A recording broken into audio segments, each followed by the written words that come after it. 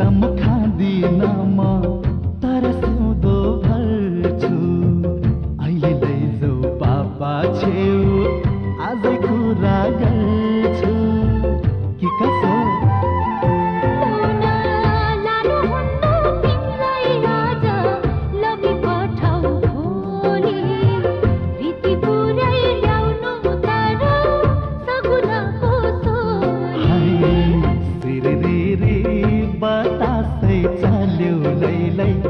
पाल्पाको ड्युडीमा म त नलौ भन्दै थिए जानै